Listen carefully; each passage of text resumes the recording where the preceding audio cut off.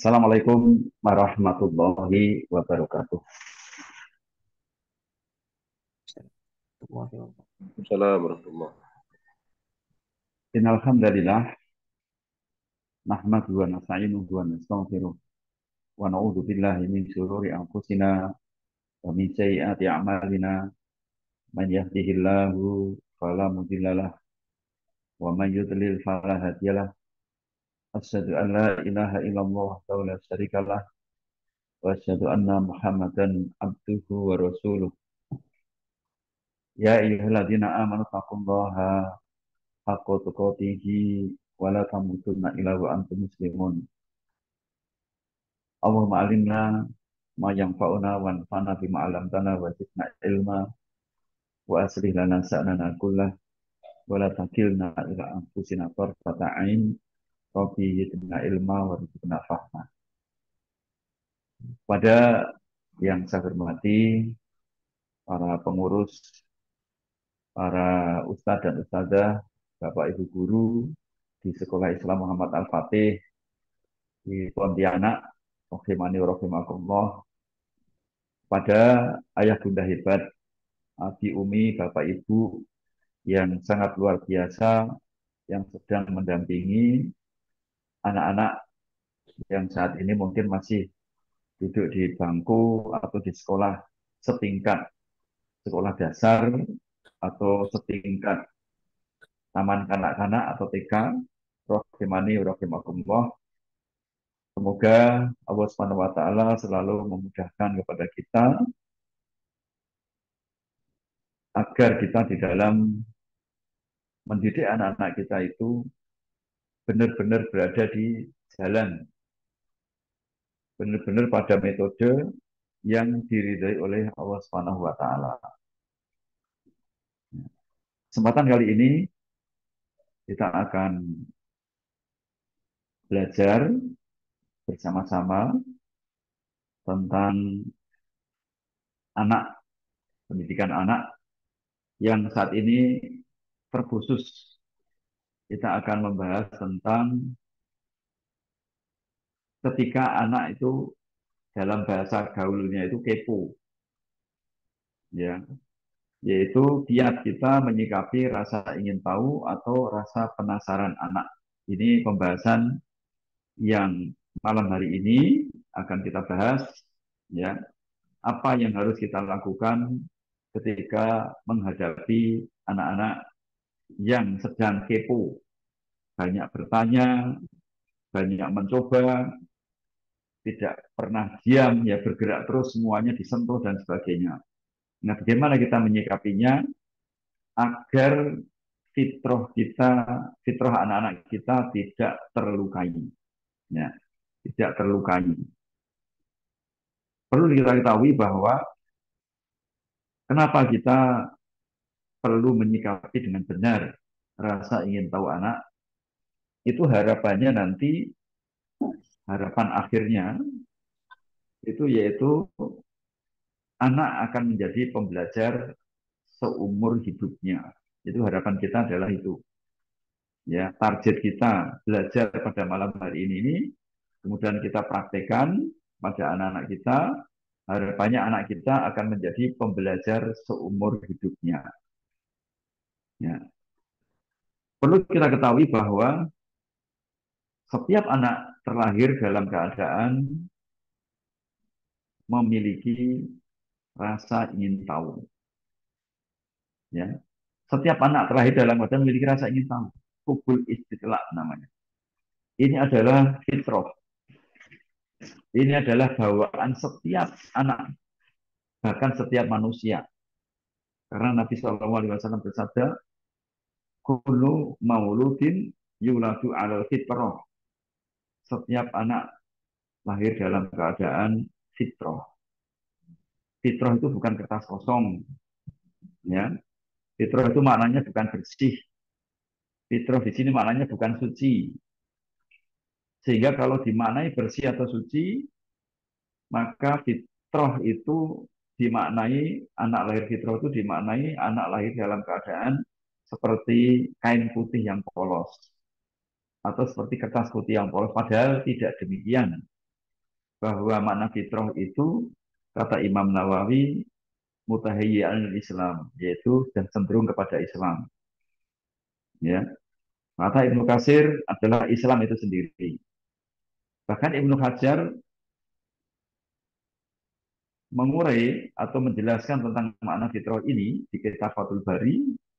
Beliau mengatakan seandainya seorang bayi lahir itu dibiarkan tumbuh sendiri, ya, dibiarkan tumbuh sendiri tanpa dididik, dengan catatan tidak dipengaruhi oleh pengaruh luar yang tidak baik, maka senantiasa anak ini akan menjadi anak yang tetap pada fitrahnya, ya, akan menjadi anak yang menghebat, akan menjadi anak yang berakhlak mulia, akan menjadi anak yang bermanfaat bagi umat ini.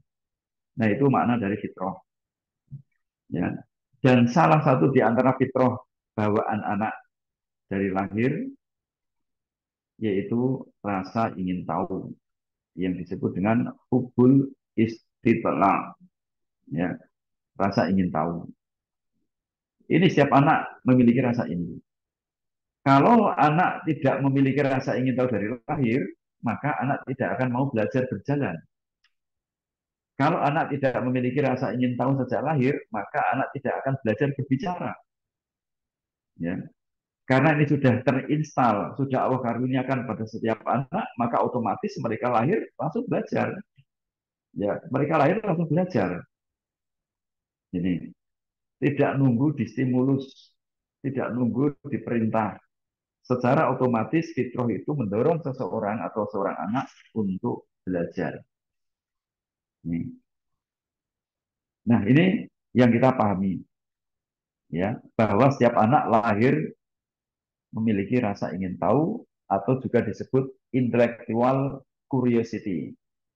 Nih, sehingga bisa dikatakan bahwa setiap anak lahir itu dalam keadaan sebagai pembelajar yang sangat tangguh. Jadi dengan ini bisa dikatakan bahwa tidak ada anak malas belajar sejatinya. Kalau ternyata ada anak malas belajar, siapa yang menjadikan anak malas belajar? Maka sabda Nabi SAW, fa'abawahu, yaitu kedua orang tuanya lah yang menjadikan anak itu malas belajar. Ini, ya, bagaimana sabda Nabi SAW, kullu mauludin yuladu alal fitrah. Setiap anak lahir dalam keadaan fitrah. Di antara fitrah itu adalah sudah memiliki rasa ingin tahu, sudah menjadi pembelajar yang tangguh. Ya, fa'abawahu yahudanihi, ayunasironihi, ayumajisanihi, maka kedua orang tuanya lah yang menjadikan anak itu seperti Yahudi, seperti Nasrani, atau seperti Majusi. Itu kedua orang tuanya. Nah, jadi maka setiap anak lahir itu pembelajar. Kalau seandainya ada anak kok tidak mau belajar atau malas belajar, maka sebenarnya bukan bawaan anak itu, tapi sebenarnya adalah yang mengubah menjadi malas belajar, yang melukai fitrah belajarnya adalah fa'abawahu, yaitu kedua orang tuanya.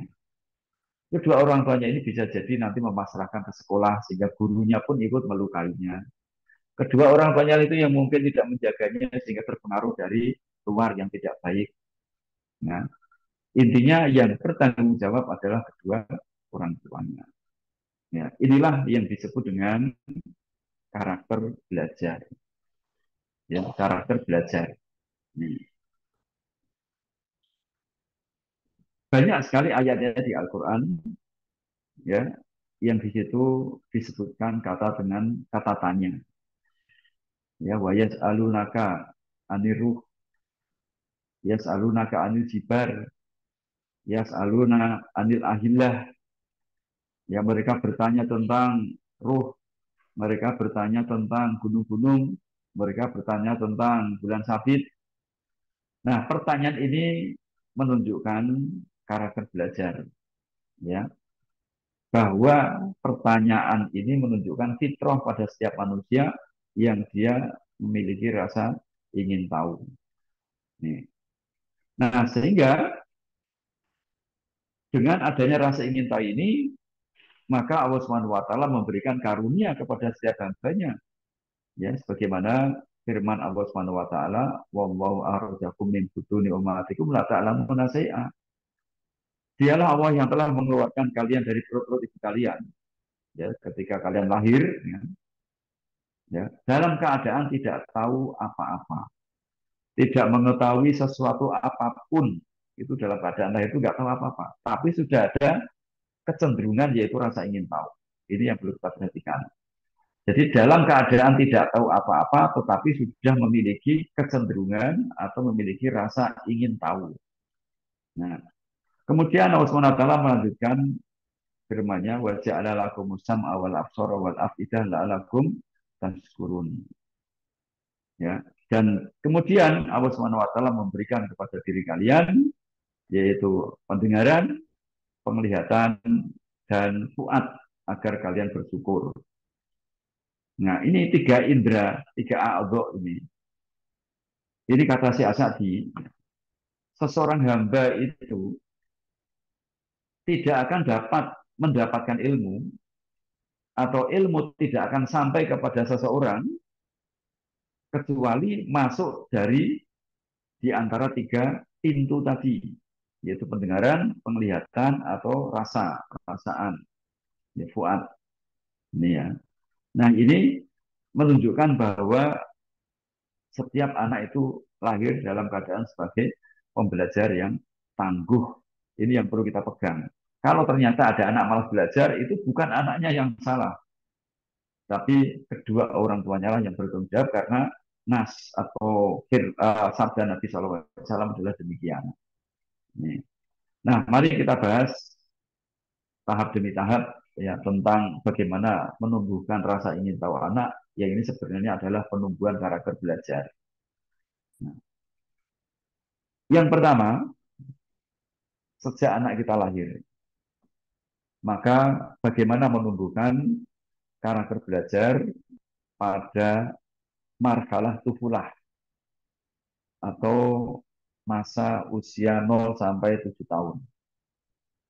Masa kanak-kanak atau dalam tingkat persekolahan itu namanya masa TK. Bagaimana cara kita menumbuhkannya? Yang pertama kita ketahui bahwa ada tiga kondisi yang sudah berkali-kali kita bahas. Tiga kondisi inilah yang harus kita pahami sehingga dengan kondisi ini kita bisa menyikapi rasa ingin tahu anak ketika dia usia 0 sampai 7 tahun. Yang pertama, egosentris.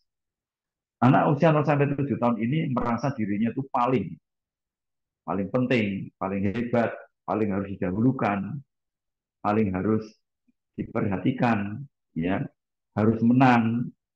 Ya ini dirinya itu paling penting, dirinya itu pusat dari semuanya. Ya semua orang itu harus menuruti apa kata saya. Nah, itu namanya egosentris, ya. Dan ini juga harus dituntaskan. Jadi dituntaskan. Di sisi lain, anak ini juga rasa ingin tahunya berkembang. Nah, maka dalam menuntaskan rasa ingin tahunya, dalam dia belajar, itu diikuti adanya egosentris ini. Karena memang kondisi anak lahir sampai 7 tahun dalam keadaan masih membawa egosentris, yaitu sifat-sifat hayawaniyah, yaitu sifat jasad, ya, yang masih dominan pada anak usia di bawah 7 tahun. Nih, itu egosentris. Dan ini ternyata dituntaskan. Kemudian yang kedua imajinatif. Anak usia ini itu imajinasinya sedang memuncak. Karena memuncaknya imajinasi ini, pikiran bawah sadarnya itu terbuka lebar. Sehingga dia banyak belajar perkara-perkara yang goib. Ya, perkara-perkara yang fiktif, itu puncak belajarnya pada fase ini. Jadi imajinasi, hal-hal yang terkait dengan hal goib, ya, hal yang terkait yang masuk logika, yang tidak masuk logika, itu dipelajari pada fase ini, yaitu imajinatif. Maka imajinasi ini harus kita tumbuhkan menjadi positif. Ya, menjadi positif. Antara lain tentang bagaimana anak ini penasaran, rasa ingin tahunya, ingin mengenal Allah Subhanahu wa taala. Maka dia akan banyak bertanya nanti. Ya, dari itu imajinasinya memuncak. Dan ini puncak-puncaknya apa namanya pendidikan untuk anak usia ini adalah tentang akidah. yaitu bagaimana anak itu tumbuh cintanya kepada Allah Subhanahu wa taala. Kemudian yang ketiga yaitu sensitif. Hati anak ini lagi sensitif sekali pada usia ini, mudah tersinggung, ya, kemudian mudah percaya, mudah curiga, mudah menangis, mudah tertawa, ini, ya, mudah marah, kemudian mudah memaafkan. Jadi hatinya itu berbolak-balik, sensitif sekali perasaannya. Maka anak seperti ini ditegur saja agar tidak berbahaya, dia marah, apa namanya, dia tersinggung karena apa, merasa dirinya dimarahi. Padahal itu kita menegur, misal anak membawa gelas, kita mengatakan hati-hati nak, nanti kalau jatuh pecah. Padahal kalau pecah kan bisa kena kaki, berbahaya. Tapi ketika anak usia ini ditegur, dia tersinggung karena sensitif sekali. Nah, maka tiga kondisi ini, ya, ketika anak sedang muncul rasa ingin tahunya, semuanya dipegang, semuanya dicoba, ya, apalagi anak usia yang belum 1 tahun gitu kan, masih belajar berjalan pakai kereta untuk latihan jalan, itu semuanya itu ditarik, semuanya dipegang, dia nggak paham itu bahaya atau tidak, ya, karena fase ini adalah fase sebelum tamyiz. Sebelum tamyiz itu maknanya anak belum paham mana yang benar, mana yang salah, belum paham mana yang aman, mana yang membahayakan, belum paham anak usia ini, ya. Dan diingatkan pun, dijelaskan pun juga nggak paham anak usia ini. Karena apa? Karena belum tamyiz. Kita mengingatkan kan pakai logika. Sementara dia masih berimajinasi. Logikanya belum tumbuh sempurna. Maka dinasehati pun juga tidak mengena. Malah justru malah bisa melukai hati anak. Makanya egosentris, imajinasi anak, dan sensitivitas hati anak ini dituntaskan ketika fase usia ini. Ya, kecuali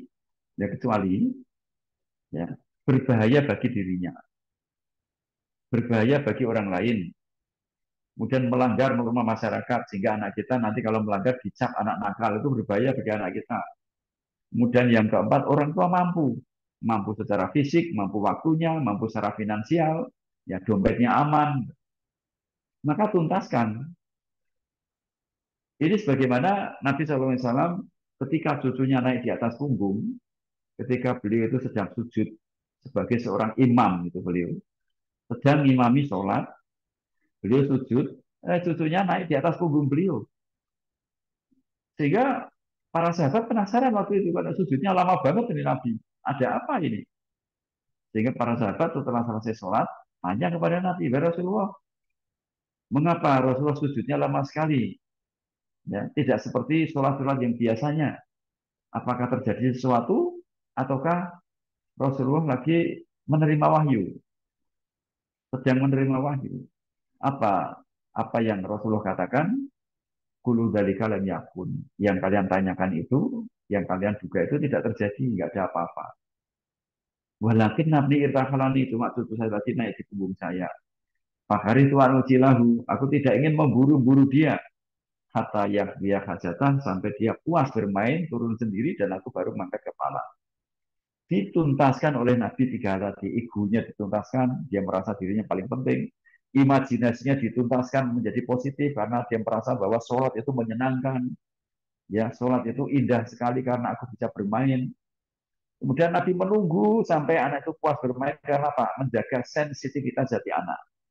Dan ini dituntaskan oleh Nabi Shallallahu Alaihi Wasallam. Ini dituntaskan. Nah, kecuali tiga hal ini. Ternyata ketika anak naik di punggung Nabi tadi tidak membahayakan dirinya, juga tidak membahayakan orang lain. Ya, dan pada itu, ya, anak naik di atas punggung itu karena Nabilah sebagai seorang Rasul, ya, Nabilah yang membawa syariat dari wahyu-wahyu dari Allah Subhanahu Wa Taala, maka anak tersebut tidak melanggar norma. Kalau memang waktu itu tidak melanggar norma, dan ternyata Nabi pun mampu menunggu cucunya tadi sampai selesai atau pas bermain. Nah ini ternyata warning atau peringatan ini tidak ada kepada kejadian tadi, sehingga Nabi menuntaskan sampai selesai. Nah, suatu ketika pernah cucu Nabi SAW itu memakan satu biji kurma. Jadi kurma satu butir. Dimakan oleh cucunya tadi, masukkan ke dalam mulut. Nabi melihat cucunya tadi makan biji kurma. Ya. Ternyata Nabi SAW itu langsung memasukkan jari-jari beliau ke mulut anak itu. Kurma tadi dipaksa oleh Nabi dikeluarkan. Padahal tadi ketika Nabi sujud ditunggangi itu, ditunggu sampai selesai. Tapi ternyata ketika Nabi anak atau cucu Nabi tadi memakan satu butir kurma, itu dipaksa oleh Nabi dikeluarkan. Mengapa? Ternyata kurma tadi itu adalah kurma sedekah. Dan ternyata ya keluarga Nabi Shallallahu Alaihi Wasallam itu tidak diperbolehkan atau haram memakan harta sedekah. Maka karena ini membahayakan bagi dirinya, bagi cucunya tadi, khawatir nanti akan muncul daging-daging yang dari barang haram, ya, maka dipaksa dikeluarkan oleh Nabi Shallallahu Alaihi Wasallam. Nah ini menjadikan kita, Bapak Ibu semuanya, ketika anak kita masih TK, dia aktif melakukan apapun, ya, aktif melakukan apapun. Selama empat hal ini itu tidak ada pada yang dilakukannya itu, maka tuntaskanlah, ya, dengan kita dampingi, biar empat hal ini tidak terjadi. Kita dampingi anak tersebut, dituntaskan. Terus kemudian pertanyaannya, apa sih konsekuensinya, akibatnya jika tiga hal ini pada usia ini tidak dituntaskan? Maka ini akan menjadi hutang, ya. Akan menjadi hutang. Hutang apa? Hutang pengasuhan. Yang harusnya itu adalah hak anak dituntaskan ketika TK, ternyata orang tua tergesa-gesa ingin segera mensolehkan anaknya. Sehingga selalu dimarahi ketika salah. Tidak boleh ini, tidak boleh itu. Pokoknya langsung diarahkan seperti orang yang sudah soleh. Sehingga orang tua itu ingin segera memanen kesolehan anaknya ketika masih usia dini. Nah, akhirnya tidak tertuntaskan hak anak ini. Padahal Rasulullah itu menuntaskan. Akhirnya apa? Karena nggak dituntaskan hak anak ini, maka jadilah hutang. Hutang pengasuhan. Sehingga anak pada fase berikutnya itu dia menuntut. Ya, dia menuntut. Menuntut apa? Menuntut untuk dituntaskan. Ya, menuntut untuk dituntaskan. Nih. Ya. Jadi sejenak mungkin kita bisa melihat apa sebenarnya akibat-akibat, ya, akibat-akibat jika tidak dituntaskan tiga hal tadi pada usia anak. Ada sedikit gambaran agar orang tua ini paham, ya, terkait dengan masalah hutang pengasuhan. Jadi perlu kita ketahui ini ada fase-fase, ya, bagaimana digambar ini. 0 sampai 7 kan fase tufulah, 7 sampai 10 fase tamyiz, 10 sampai balik itu fase murahakoh, setelah balik itu sabar. Ya. Nah, ternyata ya, pada fase sebelum balik itu ada toleransi untuk anak ini yang warna hitam ini, ya, yang warna hitam. Ya, warna hitam ini itu toleransi untuk anak. Yang warna hitam ini adalah kalau menurut ukuran orang dewasa ini alat tercela karena ini perilaku yang sudah di luar batasan syariat. Tapi ternyata untuk anak ini dituntaskan, dituntaskan, diberi toleransi di sini. Dan ternyata toleransi paling besar itu adalah ketika fase TK. Toleransi paling besar. Contoh yang sederhana lah, kita sebagai orang tua itu, fitrah kita juga mengarahkan untuk memberikan toleransi. Contoh anak usia 1 tahun, ya, dia mungkin lagi seneng-senengnya memegang barang, memegang benda. Ternyata yang dipegang itu palu, palu besi. Tiba-tiba palu itu dipukulkan di kepala ayahnya. Apakah ayahnya akan marah-marah atau menghukum anak itu? Insya Allah tidak. Karena apa? Fitrah seorang ayah paham. Sebenarnya ini toleransi bagi anak itu. Dia belum paham anak itu. Dinasihati juga nggak paham, apalagi dimarahi malah nanti menangis, sakit hati. Maka fitrah orang tua sudah mengatakan kasihan anak itu kalau dimarahi. Ini sebenarnya setiap orang tua paham. Yang bahwa pada fase ini adalah fase paling longgar toleransinya. Sehingga walaupun anak itu mungkin tanda kutip melanggar syariat, ya, maka Rasulullah itu menuntaskan. Ya, contoh anak tadi, ketika orang pada sholat dia nggak sholat, malah ganggu orang sholat, dinaiki punggung Nabi. Ternyata dituntaskan oleh Nabi. Ya, itu usia masih tufulah. Nanti kalau usianya sudah murahakoh, ya seandainya yang naik di punggung Nabi itu usianya 15 tahun, ya bisa dipukuli sahabat. Makanya ada fase-fase dalam pendidikan itu. Nah ini. Nah kemudian fase berikutnya tamjiz itu toleransinya sedang. Jadi makin sempit lagi. Jadi makin makin mulai ditekan. Ya. Kalau yang tadi pertama tadi ini 0 sampai 7 tahun itu tidak ada nasihat lisan, pokoknya tuntaskan semuanya kecuali 4 hal tadi.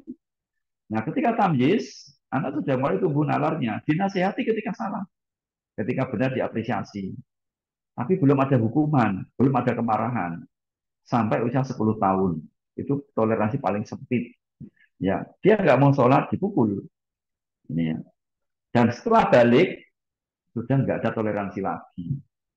Ya, jadi sudah nggak ada toleransi lagi karena apa? Karena pena catatan amal sudah tidak diangkat. Rufi al-qalamu ang salah sah pena catatan amal itu diangkat pada 3 orang. Salah satunya wa anisoti hatta yang salim pada seorang anak sehingga dia itu balik. Nah ini. Jadi sudah ada batasan. Nah makanya toleransi ini kita tuntaskan agar apa? Ketika balik itu sudah dia sudah nggak melanggar syariat lagi. Hak-hak anak itu sudah dituntaskan ketika pada fase-fasenya. Maka tunaikan hak anak ya agar kelak anak itu menunaikan kewajibannya yaitu di dalam batasan syariat. Nah ini. Nah, tekanan itu harusnya tekanan dalam mendidik itu mengikuti bertambahnya usia anak. Ya, tekanan itu. Dan tekanan paling ringan itu fase TK. SD makin ditekan, SMA makin ditekan lagi, ya. SMP makin ditekan lagi sampai akhirnya balik itu anak sudah mandiri, sudah nggak melanggar lagi. Nah, nah kadangkala ini kita masih membahas 0 sampai 7 tahun. Orang tua itu nggak sabar, ingin anaknya segera pinter, ya. Sehingga yang dinamakan belajar itu adalah anak itu menghafal, ya bisa menghitung, bisa menulis, belajar membaca. Ya itu yang disebut belajar. Padahal anak itu mungkin memecahkan gelas, bahkan memukul ayahnya tadi itu semuanya belajar. Ini semuanya adalah belajar. Maka kalau orang tua itu kemudian tergesa-gesa dan anak TK ini ditekan, ya ditekan, maka di fase berikutnya akan muncul hutang pengasuhan. Ya, muncul hutang pengasuhan. Karena apa? Hak anak tidak dituntaskan. Ada tekanan, sebagian itu tidak ditunaikan. Dan kalau orang tua makin menekan lagi harga anak sudah soleh ketika dia kecil, ya, maka hutang pengasuhannya akan membesar lagi. Nah, kalau sudah demikian, maka ketika dia masuk di SD, maka mentalnya masih seperti anak TK. Kenapa? Karena di TK belum tuntas. Dia masih memiliki hutang pengasuhan, dia masih menagih. Aku dulu belum begini. Ya, yang harusnya mungkin tuntas di TK ternyata belum. Akhirnya di SD pun guru itu juga masih menekan lagi. Orang tua masih menekan lagi. Sehingga di fase SMP-nya ada hutang pengasuhan lagi. Ya, ada hutang pengasuhan lagi sehingga anak SMP kadangkala perilakunya masih seperti anak TK, menang-menang sendiri, egosentris, yang mudah tersinggung, gitu kan. Itu sebenarnya anak TK, tapi ternyata masih terbawa ke anak SMP. Nah, nah kan di SMP harusnya dituntaskan, tekanannya diperingan lagi. Tapi ternyata di SMP kadang-kala masih ditekan lagi. Sehingga yang seharusnya balik itu sudah nggak ada perilaku di luar batasan syariat, ternyata setelah balik masih ada. Karena apa? Ternyata ada hutang pengasuhan yang belum tertuntaskan pada fase sebelumnya. Sehingga setelah balik masih seperti kanak-kanak. Harusnya balik itu sholat sendiri, nggak usah disuruh. Belajar sendiri, nggak usah disuruh. Tapi ternyata masih disuruh-suruh terus. Ya, masih disuruh-suruh terus. Kenapa? Karena memiliki hutang pengasuhan. Jadi pendidikan itu, efeknya itu bukan hanya 1, 2, 3 tahun. Efek pendidikan di TK itu bisa sampai nanti dewasa. Sampai dewasa. Ya, hutang pengasuhan ini bisa sampai dewasa kalau nggak dituntaskan. SMA masih ditekan, kuliah masih ditekan sampai menikah. Baru setelah punya anak, seolah-olah punya tempat untuk menagih hutang itu.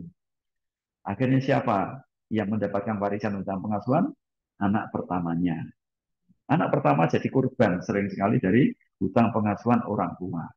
Akibat pendidikan orang tua masa lalu itu yang tidak tuntas. Jadi hutang pengasuhan itu bukan hanya pada anak-anak, bisa terbawa sampai dewasa jika tidak dituntaskan. Nah inilah makanya contoh dari Nabi tadi itu menuntaskan anak TK biar betul-betul nanti ketika balik selesai masa kanak-kanaknya, tuntas masa kanak-kanaknya. Nah, maka dalam mendidik itu kembali lagi kita ikuti tekanannya itu mengikuti usia anak. Ya, makin anak itu dewasa, tekanannya makin kuat. Ini. Nah, ini terkait dengan penuntasan. Ya, kita kembali lagi ke berikutnya ya, yaitu bagaimana yang kita bahas tadi ya, penuntasan ini. Nah, maka belajarnya anak usia 0 sampai 7 tahun itu bukan dia membaca menulis, duduk manis itu bukan itu saja. Itu adalah belajarnya orang yang sudah dewasa, yang logikanya sudah tumbuh. Belajarnya anak usia 0 sampai 7 tahun itu ya apapun yang dilakukan itu belajar. Ya, apa yang dilakukan belajar. Anak menangis itu juga belajar, anak tidur juga belajar, ya. Anak merusakkan barang itu belajar, anak tantrum itu juga semuanya belajar. Dan ternyata oleh Nabi SAW semua dituntaskan. Jika tidak dituntaskan, jadilah hutang pengasuhan. Nah ini betapa memang usia ini adalah usia masa pondasi, ya. Dan membangun pondasi itu berat, ya harus mengangkat batu, kemudian apa namanya itu adukan semen pasirnya itu masa Allah cepat habis, biayanya mahal. Ya ini karena pembangunan pondasi memang melelahkan, tapi ketahuilah bahwa kita sedang mendidik pondasi pada diri anak kita. Nah, dan perlu diketahui cara belajar anak ini, keponya anak, rasa ingin tahunya anak itu dengan apa? Dengan cara meniru mereka itu. Ya, dia melihat, ya, dia mendengar, melihat dan merasakan sesuatu, maka dia mencoba. Melihat lagi, mendengar, merasakan, dicoba lagi. Melihat sesuatu, dicoba lagi. Ya, melihat orang memegang sesuatu, dia mencoba lagi memegang. Sampai dia mungkin melihat orang berjalan, dia akan mencoba untuk berjalan. Nah, kalau yang dilihat mungkin lingkungannya adalah binatang, merangkak, maka anak akan belajarnya merangkak. Karena apa yang dilihat itu adalah merangkak. Ya mungkin sekilas kalau kita melihat film Tarzan gitu kan, atau anak yang tersesat di hutan, ya walaupun ini fiktif ya fiktif. Tapi setidaknya bisa kita ambil pelajaran dari apa? Dari imajinasi itu. Jadi karena setiap hari itu melihat adalah binatang-binatang, ya, ya, yang dilihat adalah binatang-binatang, maka dia akan meniru cara berjalannya belajar binatang itu, ya cara belajar binatang itu. Nah, ini jadi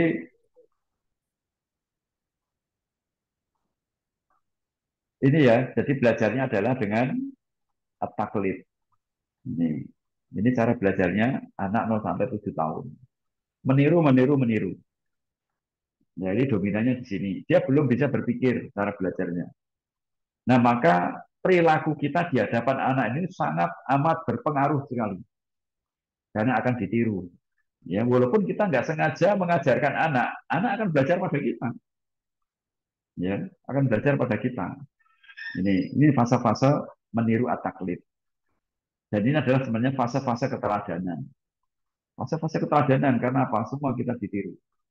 Ini. Maka cara menuntaskan rasa ingin tahu anak agar dia menjadi pembelajar itu adalah dengan keteladanan. Kita banyak berkisah, bercerita, ya Kemudian kita bermain bersama anak-anak kita di alam. Banyak bermain dan bermain. Ini adalah belajarnya anak 0 sampai 7 tahun. Ya. Nah, kemudian inti dari menuntaskan rasa ingin tahu anak ini adalah membahagiakan anak, ya, membahagiakan anak. Nah, sehingga nanti, ya, targetnya ketika anak sampai usia 7 tahun, itu anak mencintai belajar.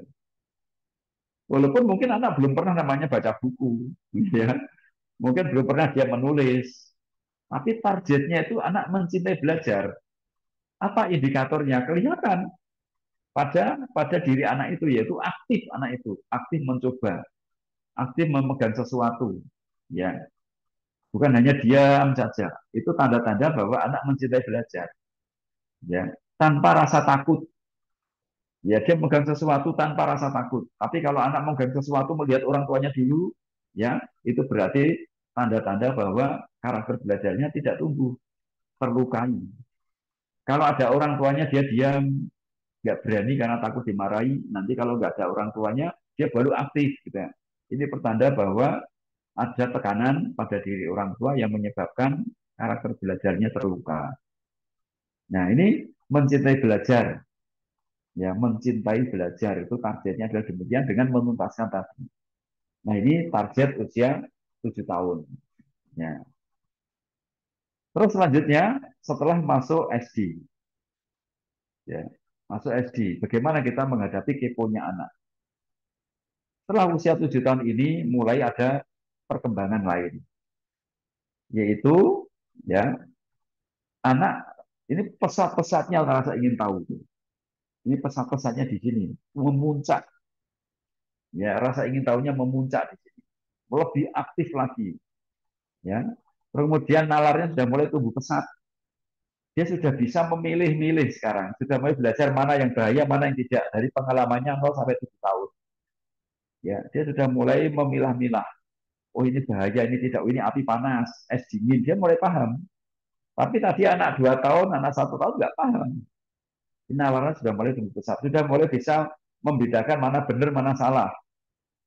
Yang ketiga, ini sudah mulai bersosial anak ini. Ya. Nah, bagaimana kita menghadapi ini, ya, anak usia ini? Kalau tadi dituntaskan 0 sampai 7 tahun, tapi setelah di SD ini, ya, itu jika benar yang dilakukan anak, ya, itu diapresiasi. Ya, diapresiasi, oh, Masya Allah, hebat sekali anaknya Umi, luar biasa anaknya Abi, anaknya Bapak, anaknya Ibu, luar biasa hebat. Ya, ayo coba lagi nak, biar kamu pinter. Nah, kemudian jika anak salah, dinasehati.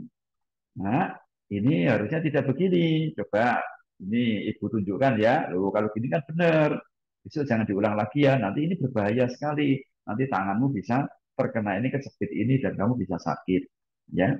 Jadi jika salah dinasehati, tapi tanpa kemarahan, tanpa celaan, tanpa hinaan, ya, tanpa merendahkan, tanpa hukuman. Setelah nasihati selesai, besok mengulang kesalahan lagi, kita nasihati lagi. Ya, nak jangan diulang tanpa kemarahan, tanpa kemarahan. Ini, ya, ini sebagaimana yang terjadi pada diri Anas bin Malik radhiyallahu anhu. Suatu ketika Nabi Shallallahu Alaihi Wasallam itu menyuruh Anas bin Malik. Anas bin Malik itu pembantu Rasulullah yang masih kecil, ya, dititipkan ke Rasulullah itu usia 3 tahun. Ya, masih kecil itu membantu Rasulullah. Suatu ketika Rasulullah mengutus Anas bin Malik, ya, untuk melaksanakan suatu keperluan. Ternyata di dalam benak Anas, ya, mungkin kalau dalam bahasa kita, dilaksanakan apa enggak ya? Dilaksanakan apa enggak ya? Jadi ada perasaan begitu. Karena apa? Kalau enggak dilaksanakan Rasul juga enggak marah, ya. Dilaksanakan juga enggak apa-apa, lebih bagus. Tapi saya enggak laksanakan juga Rasul enggak pernah marah sama saya. Ternyata setelah Anas ini berangkat, dia malah berhenti di pasar. Bukan untuk belanja, tapi ternyata setelah berhenti di pasar itu untuk menonton teman-temannya yang sedang bermain di sana. Rasulullah nunggu-nunggu, ini anak kok nggak pulang-pulang kemana ini. Ya, akhirnya Rasulullah mencari. Ternyata ketemu di pasar. Dan Rasulullah memegang punuknya ini punggungnya Anas bin Malik dengan memanggil panggilan lembut, ya Unais. Baik Anas kecil sambil tersenyum. Ya, sudah kamu laksanakan tugasmu. Akhirnya Anas berangkat. Nah, akhirnya Anas menyatakan ya perkataan Anas bin Malik yang sangat masyhur antara lain ya, sungguh aku telah membantu Rasulullah itu kurang lebih 10 tahun. Tidak pernah Rasul itu mementari saya. Kenapa kamu kok tidak melaksanakan ini, wahai Anas? Kenapa kamu lakukan ini, wahai Anas? Tidak pernah komentar. Ya, itulah contoh didikan dari Nabi Shallallahu Alaihi Wasallam. Kenapa Rasulullah ingin menuntaskan rasa ingin tahu anak, ingin menumbuhkan karakter belajarnya, sehingga para sahabat-sahabat kecil itu setelah mereka dewasa menjadi pembelajar-pembelajar yang tangguh seumur hidupnya. Ini. Nah, jadi kalau yang TK tadi semua dituntaskan kecuali 4 hal. Kalau ini sudah masuk SD ini, ya, ketika benar diapresiasi, ketika salah dinasihati. Tapi tanpa kemarahan, tanpa hukuman, tanpa celaan. Nah ini. Nah cara belajar anak ini adalah puncak-puncaknya at-tajribah, yaitu trial and error. Anak senang mencoba, gagal. Tapi nggak ada kapoknya anak ini. Ya mencoba lagi, gagal lagi, gagal lagi. Mencoba lagi, gagal lagi. Ya, dan seterusnya. Ya ini puncak-puncaknya. Dan anak seperti ini sering sekali melakukan kesalahan. Ya, dan kalau anak ini salah pada usia ini itu nggak menyesal. Contoh latihan naik sepeda, jatuh sampai tangannya terkilir. Ya, dia tuh nggak menyesal, malah bangga sama teman-temannya. Tanganmu kenapa? Kemarin aku naik sepeda nih jatuh sampai terkilir nih, hebat kan? Jadi mereka itu trial and error, mencoba, gagal, mencoba, gagal lagi begitu seterusnya. Maka dalam menuntaskan rasa ingin tahu anak ini, yaitu orang tua itu jangan hanya menerima trialnya saja, tapi nggak mau menerima error. Kalau anak error dimarahi, apa kata ayah? Kamu nggak dengerin nasihat ayah sih. Apa kata Umi? Makanya kamu tadi dengerin kata Umi, jadi kamu nggak demikian. Ingat, mereka masih tamjiz, belum langsung murohakoh. Baru mulai tumbuh nalarnya. Dan mata gaya belajar atau cara belajar dia itu, yaitu trial and error. Maka kita persilahkan anak untuk mencoba. Kalau dia ingin mencoba, tentu saja jangan sampai terlewatkan yaitu pendampingan, pembersamaan berupa apa? Nasihat. Ya, hati-hati anak ya, nanti begini, begini, begini, dan sebagainya. Ternyata kok anak masih error, melakukan kesalahan.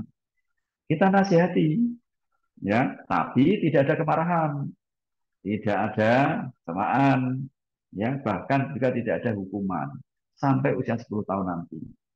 Ya, bahkan anak diperintah sholat, nggak mau sholat, ya, maka orang tua nggak boleh marah-marah.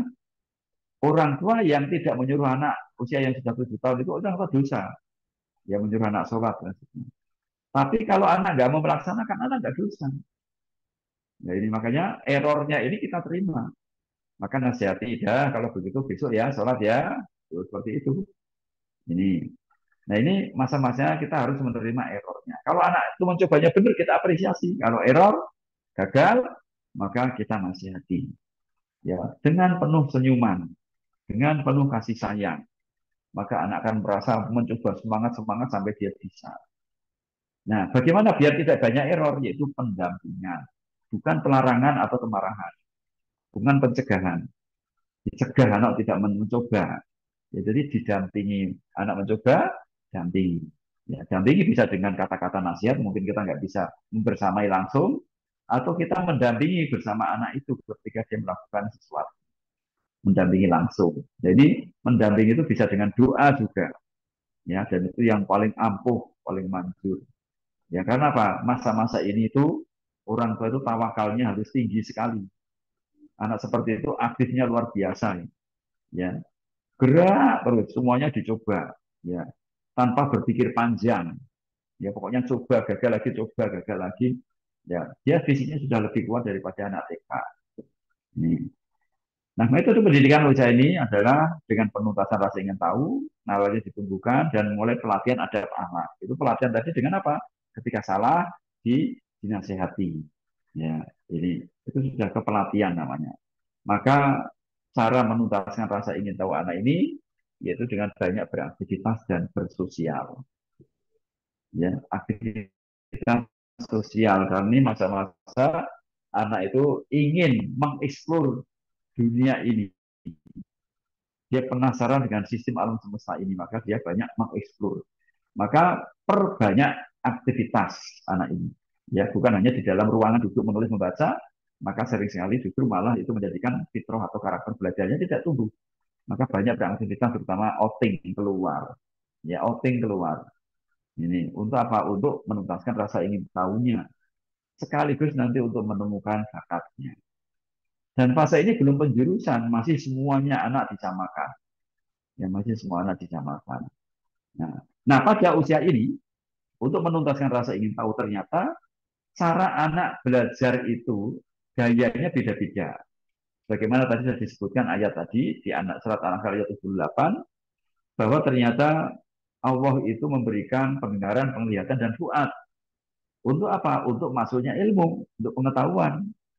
Ya, anak sehingga bisa mendengar, melihat atau merasakan. Ya, merasakan. Dan semua anak itu memiliki tiga hal ini. Semua memiliki pendengaran, penglihatan dan rasa. Ini. Dan ternyata masing-masing anak memiliki dominasi berbeda-beda. Ada yang kuat dalam mendengar, ada yang kuat dalam melihat, ada yang kuat dalam merasakan. Ini. Nah, ini maka perlu diketahui, dipetakan. Ya, kondisi anak usia ini ditemukan gaya belajarnya. Oh, dia ternyata trialnya sukanya dengan mendengar. Oh, dia trialnya dengan melihat. Oh, dia trialnya dengan menyentuh. Ini ya.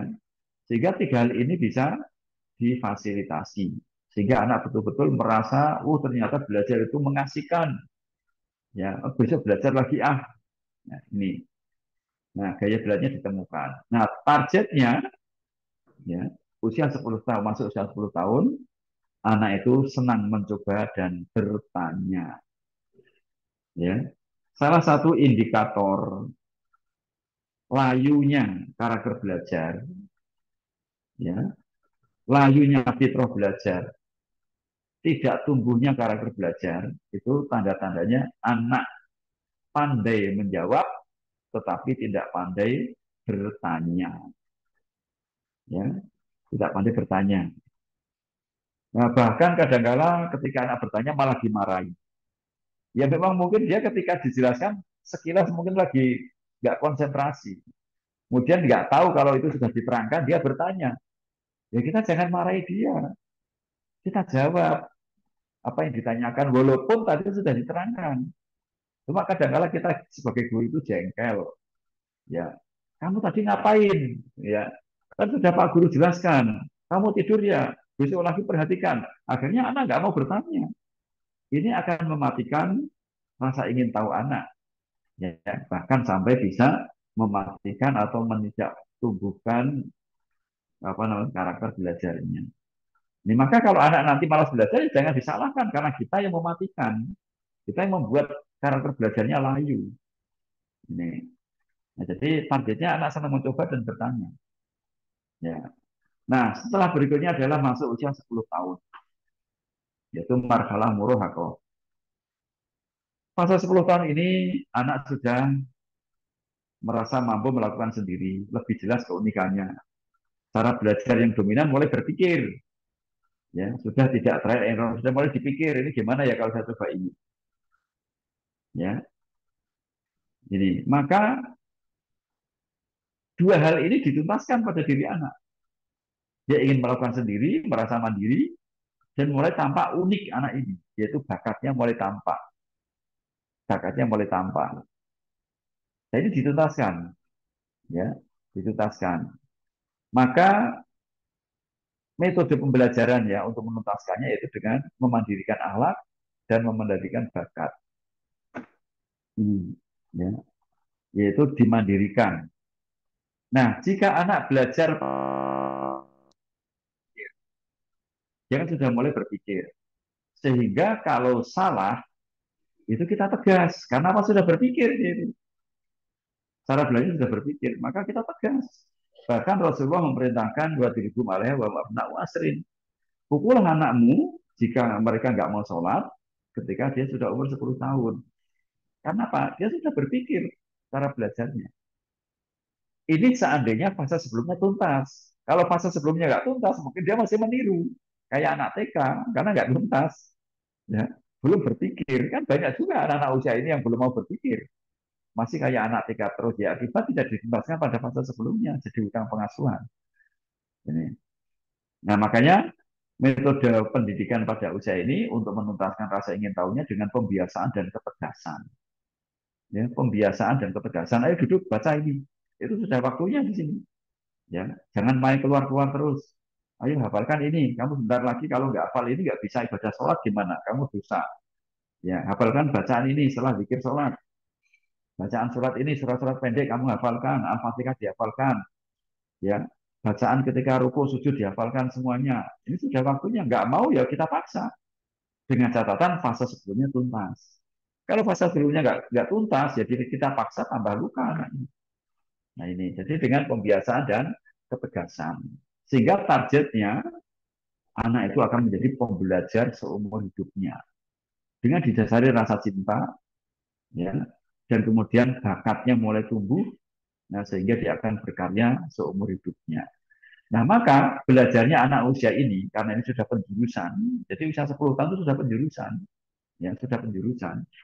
Maka belajarnya anaknya dua ini, akhlak sama bakat.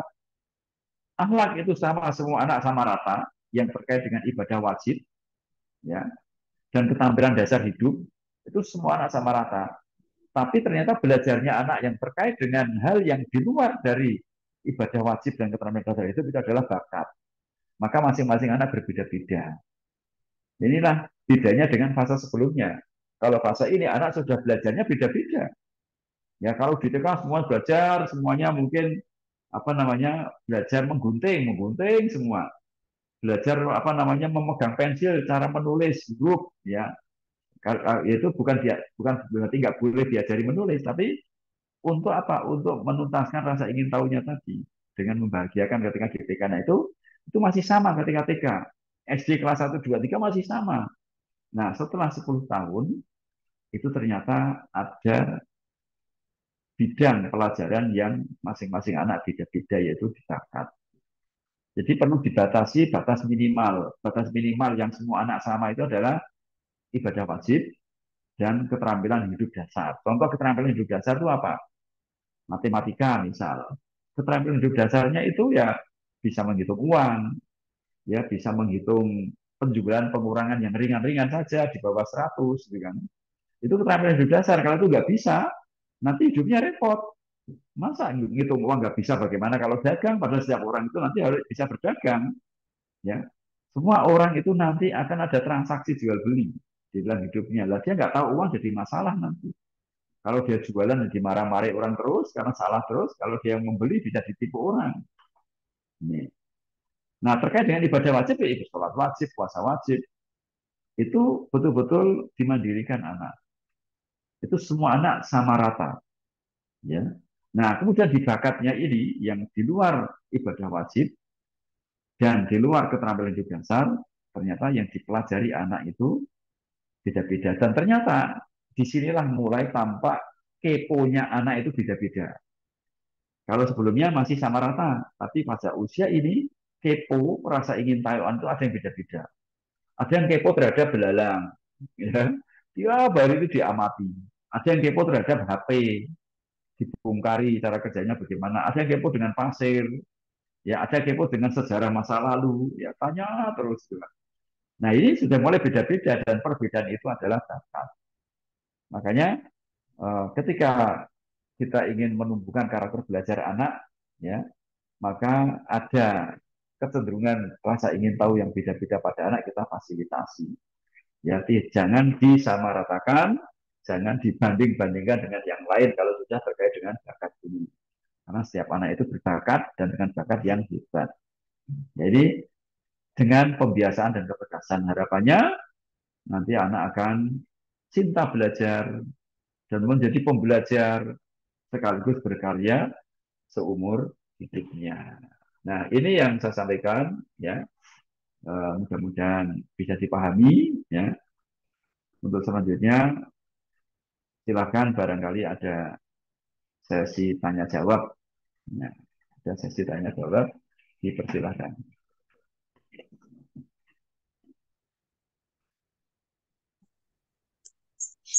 Baik Ustaz, jazakallah khairan atas pemaparan materinya. Selanjutnya kita akan buka sesi tanya jawab. Bagi para ayah bunda sekalian yang ingin bertanya dapat mengirimkan pertanyaan pada WA yang telah dikirim di kolom chat. Tapi Ustaz, ada beberapa pertanyaan saya sudah masuk kepada kami. Yang pertama yaitu dari Bapak Sandi Kurniawan Ayahanda dari Ananda Hanin Atia dari TKB Usman. Beliau bertanya, Ustadz, kecenderungan anak yang benar-benar sesuai dengan perminatan murni terhadap sesuatu hal bagi anak itu kan senantiasa berubah sesuai dengan mood, situasi, kondisi anak saat itu. Dan banyak faktor lainnya. Di umur berapa kita dapat secara tepat menentukan apa kecenderungan minat bakat yang mendekati kebenarannya, yang sesuai dan pas dengan kepribadian serta minat dan bakat anak sesuai fitrahnya, agar dapat menjadikan anak meniti karir atau jadi pembelajar dini sesuai bakat dan minatnya, yang diharapkan mendapatkan kemahiran di usia dewasa untuk menunjang kehidupan mandiri si anak. Tak bisa. Tafadhol.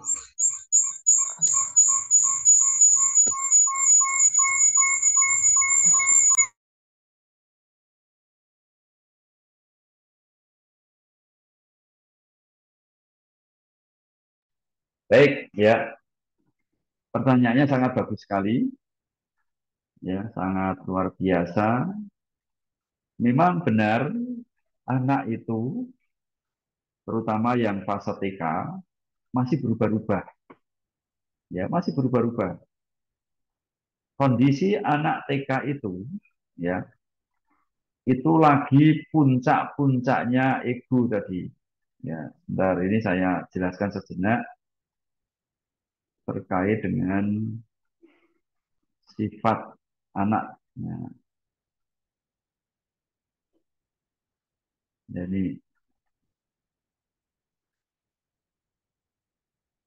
jadi ketika anak lahir, ya, itu egonya memuncak dan sifat yang dominan pada diri adalah sifat hayawannya. Sifat hayawannya. Kemudian di sisi lain, fitrah anak itu perlu ditumbuhkan karena masih berupa benih. Nah, sifat inilah hayawannya ini yang menjadikan anak itu berubah-ubah. Emosinya nggak stabil, ya nggak stabil, terutama di fase fase TK. Ini ya, di fase TK. Ya, jadi makanya ketika anak TK itu berubah-ubah terus, jangan tergesa-gesa untuk segera dijuruskan. Masih kita gali untuk di TK itu kita cukup membagi menjadi dua saja, introvert dan ekstrovert. Ya, introvert dan ekstrovert saja. Anak ini suka ketemu orang atau tidak suka ketemu orang itu di TK. Potensinya itu contoh misal, ini istilahnya kapan anak difokuskan. Gitu. Jadi ketika anak di TK itu, kalau dia senang sekali diajak orang lain, ya, senang diajak orang lain, mudah digendong orang lain, ya, mudah digendong orang lain, maka dia termasuk ekstrovert. Nih, ya, maka kecenderungan kelak itu nanti dia memiliki potensi atau karir di bidang yang banyak ketemu orang. Itu sebenarnya begitu. Terus kemudian jika anak itu ternyata hanya mau dengan ibunya saja sama ayahnya, sama orang lain nggak mau, berarti dia itu introvert. Berarti besok bidang dia ya terkait dengan bakat itu adalah yang tidak banyak ketemu orang. Itu untuk TK dua itu saja. Kemudian naik ke SD. Nah, kalau di TK sudah ketahuan itu ekstrovert, ya, ekstrovert. Maka ini dipetakan tiga hal. Baik, ini saya munculkan sejenak. Ada pembagiannya biar orang tua paham, ya, terkait dengan potensi anak.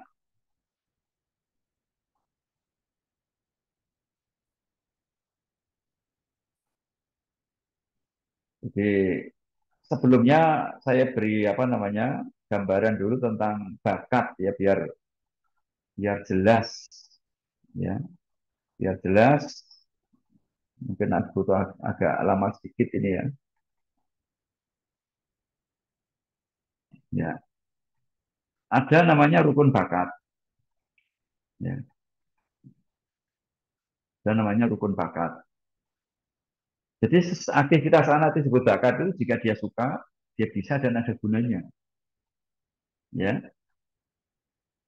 jika salah satu rukun ini nggak ada, maka bakatnya batal. Itu bukan bakat. Contoh misal, dia bisa berguna tapi nggak suka anak itu, maka ini bukan bakat atau kompetensi. Ya, hanya keterampilan atau kehebatan saja. Ini. Kemudian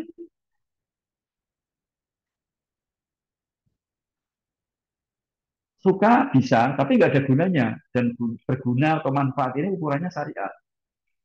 Ini bukan bakat, bukan kompetensi, ya, tapi ini adalah hobi, ya, hobi.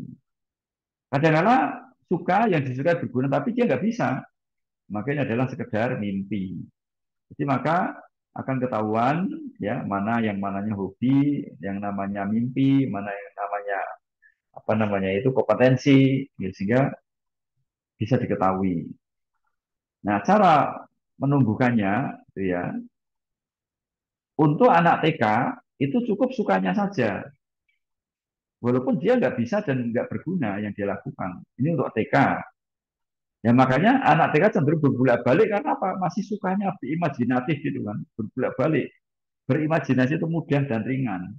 Jika berubah-ubah, hari ini ditanya, kamu pengen jadi apa nak? Jadi polisi, ya. Ternyata besok jadi pilot, ya. Besok lagi jadi tentara, TNI. Besok lagi ternyata ingin jadi dokter. Terus ketika sering dengar ada kampanye, oh ingin jadi presiden, macam-macam mana itu. Itu TK, itu wajar sekali karena dia masih hanya suka saja. Lah kemudian setelah 7 sampai 10 suka dan bisa, sudah mulai mengerucut, ya, yaitu dibagi menjadi tiga jiwa. Kemudian setelah 10 sampai balik baru suka bisa dan berguna. Ini cara mengobservasinya. Nah, kemudian pembagiannya bagaimana menentukan potensi anak, ya. Terkait dengan jiwa anak, ya, itu ada tiga jiwa dalam Quran, dan ini menjadi induk bakat. Jadi ada yang cenderung anak di nafsul amarah, lawamah atau mutmainnah, ya. Nah, amarah itu menunjukkan suka bergerak, lawamah suka berpikir, mutmainnah suka berperasaan. Ya, amarah itu tinggi, kemudian lawamah itu sedang, mutmainnah itu rendah. Nah, ini dibelah menjadi dua, asir wal alaniyah. Nah, ini introvert dan ekstrovert, individual dan sosial. Ya, al-muntawi dan al-maftuh. Nah, ketika TK itu cukup dua ini saja, introvert atau ekstrovert ketika TK. Nah, kalau sudah SD itu dibagi menjadi tiga. Kalau dia ternyata ekstrovert, ya maka apakah dia mempengaruhi kerjasama atau melayani ketika ekstrovert, ketika di TK. Nah, ketika di TK-nya itu ternyata introvert, dia cenderung bekerja keras, berpikir atau berperasaan. Atau mungkin anak itu ketika di TK bisa introvert, bisa ekstrovert, bisa introvert. Mungkin bisa jadi introvertnya di kerja keras, ekstrovertnya bisa melayani. Nah, ini di SD sudah mulai tampak tiga ini. Ya, tiga ini. Ya, jadi apakah dia di lawamah, di mutmainah, ataukah dia di apa namanya amaroh, ya, di amaroh. Nah, ini dipetakan ketika itu. Nah, kemudian setelah 10 tahun, ya, setelah 10 tahun baru itu penjurusan. Diharapkan setelah 10 tahun itu potensinya sudah meruncing, ya, sudah meruncing. Ya, kalau sebelumnya itu tidak banyak aktivitas, Ya, ketika mereka 10 tahun masih bingung bakatnya apa. Tapi kalau sebelumnya itu aktivitasnya penuh, tuntas semuanya, insya Allah 10 tahun sudah kelihatan. Sehingga anak lulus SD itu sudah tergambar nanti ingin jadi apa, terus kuliahnya di universitas mana, jurusannya apa, terus nanti untuk masuk universitas itu SMA-nya mana, dan SMP-nya mana. Ini kalau sudah ketemu di usia 10 tahun. Sehingga lulus SD sudah tergambar semua. Ya, itulah yang disebut dengan rencana studi. Ya, rencana studi anak. Karena pas sudah ketemu potensinya. Tapi sekarang ini 92% siswa lulusan SMA, SMK, itu setelah lulus tuh bingung mau kemana. 92% itu. Ya ini antara akibat dari ini hutang pengasuhan ini. Sehingga 10 tahun itu nggak ketemu potensi uniknya. Sehingga sampai SMA masih kebingungan mau kemana. Harusnya SMA sudah berkarya mereka. Sudah balik.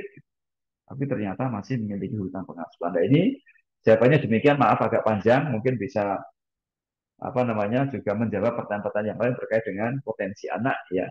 Itu 10 tahun adalah sudah penjurusan, sudah mulai terfokus jika fase sebelumnya selesai. Ya demikian, walam bisawab. Ya. Tapi Ustaz, jazakallah khairan atas jawabannya. Mungkin ini qadarullah Ustaz sudah masuk jam 9. Apakah dilanjut dengan sesi tanya jawab berikutnya Ustaz atau kita akhiri Ustaz? Ya tambah satu lagi Mbak. Nah, tapi Ustaz, berarti kita tambah satu pertanyaan Ustaz ya. Ya. Tapi ini udah masuk pertanyaan Ustaz. Beliau bertanya, jika sebagai orang tua mempunyai hutang pengasuhan semenjak anak usia 0 sampai 7 tahun, apakah itu termasuk zolim kepada anak-anak Ustaz? Syukron barakallahu fikum. Baik, ya Masya Allah. Jadi disebutkan tadi ya, kulu mauludin yuladu alal fitrah. Setiap anak lahir dalam keadaan fitrah. Fa'abawahu, kedua orang tuanya lah menjadikan Yahudi, Nasrani, Majusi. Jadi kalau ada anak rusak fitrahnya, itu orang tua yang merusak. Nah, hutang pengasuhan yang dimiliki orang tua itu, jika ditumpahkan ke anaknya, maka bisa merusak fitrah anaknya. Karena apa? Hutang pengasuhan itu sifat kanak-kanakan, ya, yaitu suka marah, emosional, merasa menang-menang sendiri, ya, pendendam terhadap anak, ya, mudah jengkel kepada anak, itu sulit minta maaf kepada anak. Nah, ini akhirnya menjadikan fitrah anak terluka.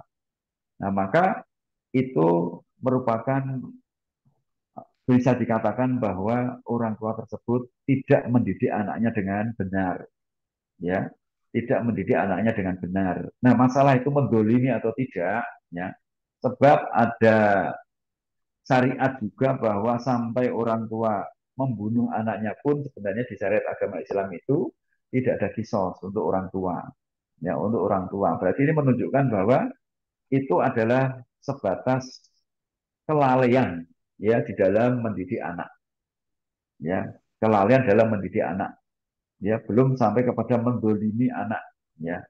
Jadi lalai yang nanti itu pertanggungjawabannya nanti di hadapan Allah Subhanahu wa taala, ya. Sebab nanti kata apa namanya Ibnu Umar radhiyallahu anhu ketika menafsirkan di ayat bahwa ya ayyuhalladzina amanu ku anfusakum wa alikum nar, orang-orang yang beriman jagalah dirimu dan keluargamu dari api neraka. Itu beliau menafsirkan bahwa adib ibnak fa'inaka anu masulun yaumal qiyamah. Didiklah anakmu karena kamu nanti dari kamu akan ditanya tentang pendidikan anakmu. Mada adabta wa mada alamta. Apa yang kau didikan pada anakmu dan apa yang kau ajarkan. Dan kata Ibnu Qayyim, pertanggungjawaban tentang pendidikan anak itu akan ditanya terlebih dahulu oleh Allah Subhanahu wa taala sebelum seorang anak ditanya tentang bakti kepada kedua orang tuanya. Nah, makanya ini yang menjadikan dasar ya kenapa kita perlu mendidik anak dengan sebaik mungkin. Ya ini terlepas dari kedoliman ya. Nanti kita akan bertanggung jawab di hadapan Allah Subhanahu wa taala. Jadi kesimpulannya bahwa saya tidak bisa mengatakan bahwa itu kedoliman, tapi setidaknya itu adalah kelalaian orang tua di dalam mendidik anaknya yang nanti akan ditanyakan oleh Allah Subhanahu wa taala tentang amanah yang Allah berikan kepada kita untuk mendidik anak-anak kita. Ya demikian walam bisawab.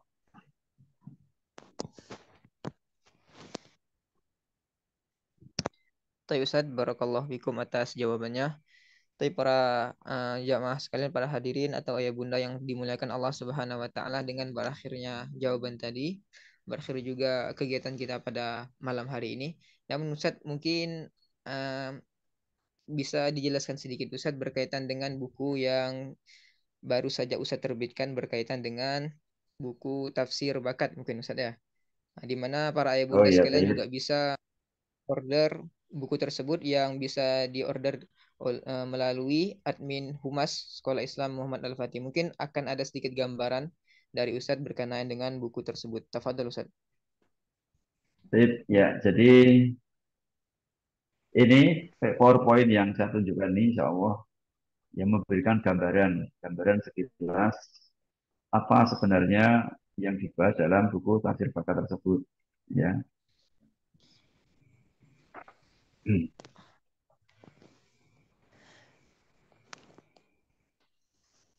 ya tentang TD 40, tafsir bakat 40. Nah ini. Jadi nanti di sini akan dijelaskan yang pertama apa sih definisi bakat menurut syariat. Ini ya disebutkan nas-nas dalil, hadis, ayat Quran yang ini menunjukkan bakat. Yang sejatinya bakat itu maknanya adalah al-mauhibah. Ya al-mauhibah menurut Ibnu Jauzi rahimahullah.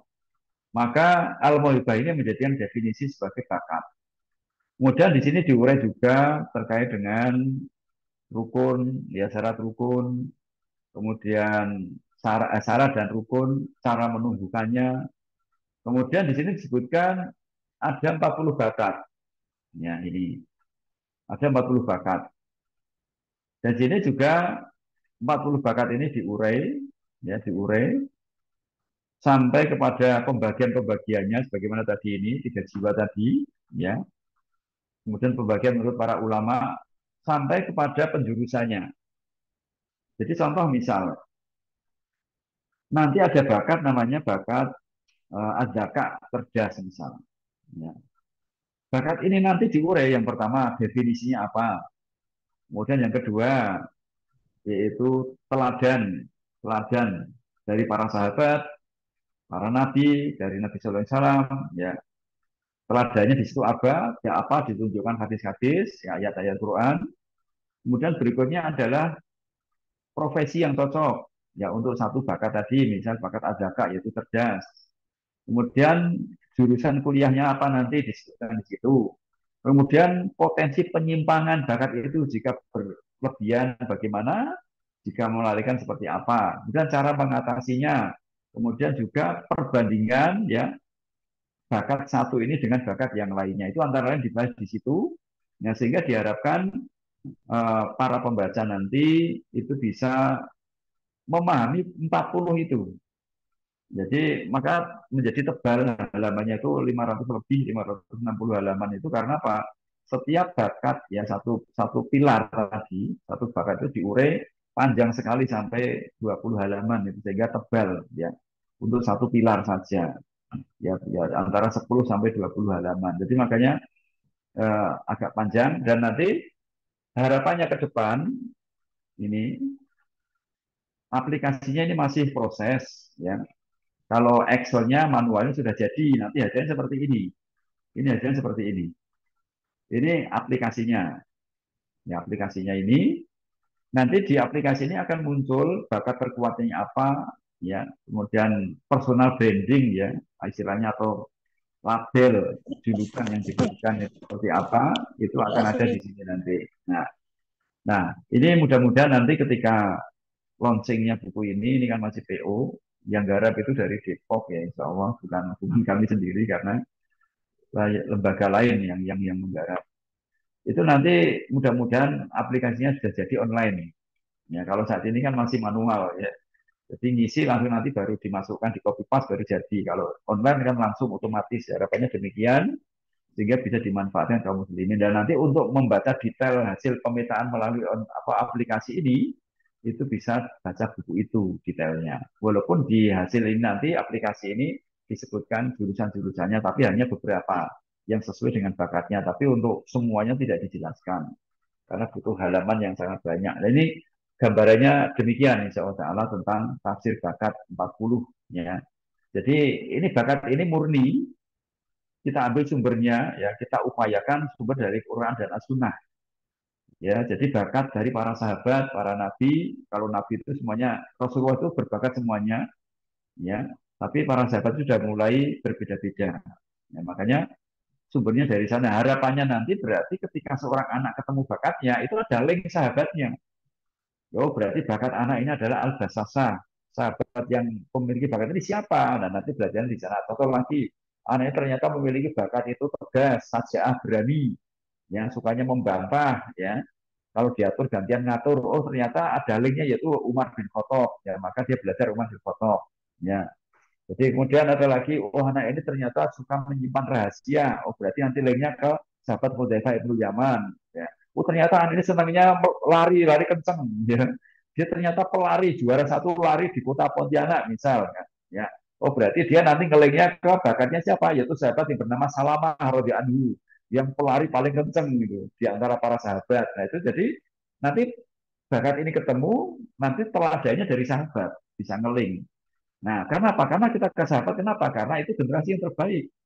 Ya, jangan khawatir nanti dengan profesi itu nanti disesuaikan dengan kondisi teknologi yang sekarang ada, zaman yang ada itu adalah sifat bakat di sini. Ya sifat. Maka kembali kepada para sahabat. Bagaimana sahabat itu mengembangkan bakatnya. Nah ini gambarnya demikian ya. Walau bisawab yang mudah-mudahan bisa bermanfaat. Demikian Ustaz. Ustaz, jazakallah khairan atas pemaparannya berkaitan tentang tafsir bakat. Baik, bagi para ayah bunda sekalian yang ingin mengorder buku tafsir bakat, bisa menghubungi admin Humas yang sudah kami kirimkan nomornya di kolom chat. Di mana kita juga mendoakan semoga aplikasi tersebut cepat Ustaz ya, cepat untuk di dibuat ya Ustaz. Tapi Amin. bagi para ayah bunda kami ucapkan jazakallah khairan atas atensi dan eh, atas atensi dan juga keikutsertaannya dalam kajian pada malam hari ini, dan kami juga ucapkan jazakallah khairan dan syukron Ustadz atas waktu yang telah disediakan sehingga bisa memberikan ilmu yang semoga bermanfaat dan juga diridhoi Allah Subhanahu wa taala. Tapi para ayah bunda sekalian, kita tutup kajian kita malam hari ini dengan doa kafaratul majlis. Subhanakallahumma wa bihamdika asyhadu an la ilaha illa anta astaghfiruka wa atubu ilaik. Jazakallahu khairan, barakallahu fikum. Assalamualaikum warahmatullahi wabarakatuh. Assalamualaikum warahmatullahi wabarakatuh. Saya minta izin live kerja dari ruangan ini ya. Assalamualaikum. Ustaz.